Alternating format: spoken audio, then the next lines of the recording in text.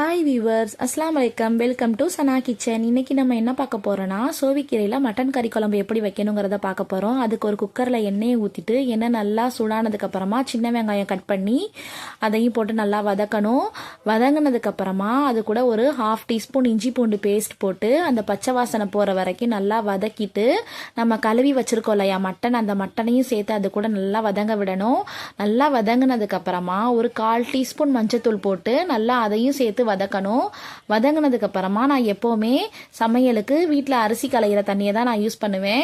அந்த அரிசி களையிற தண்ணியை எடுத்து ஒரு 2 டம்ளர், பெரிய டம்ளரில் 2 டம்ளர் தண்ணி ஊற்றி அதையும் ஊற்றிக்கணும். ஊற்றி கறியை வேக வச்சுக்கணும். கறியை வேக வைக்கிறதுக்காண்டி ஒரு 4-5 விசில் விடணும். குக்கர் போட்டு மூடியை போட்டு மூடி விட்டுறலாம்.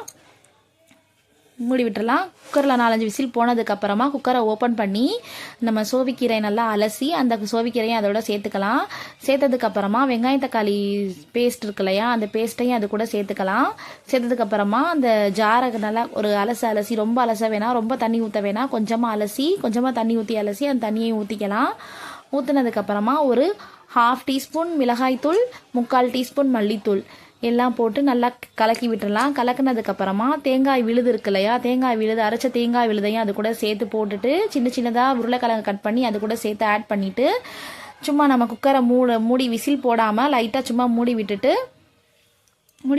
கொஞ்சம் நேரம் கொதிக்க விட்டு ஓப்பன் பண்ணி பார்த்து உருளைக்கிழங்கு வெந்துருந்துச்சுன்னா நம்ம ஆஃப் பண்ணிடலாம். உருளைக்கிழங்கு வேகலைன்னா கொஞ்சம் நேரம் நம்ம மறுபடியும் அடுப்புலேயே ஒரு சிம்லேயே கொஞ்சம் நேரம் வச்சிடலாம்.